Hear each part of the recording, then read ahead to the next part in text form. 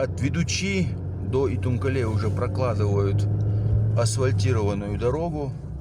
На участке у подъезда к Ведучи уже одна полоса заасфальтирована, с чем я вас поздравляю. Курорт Ведучи наш совершенствуется. Вот такие вот модернизации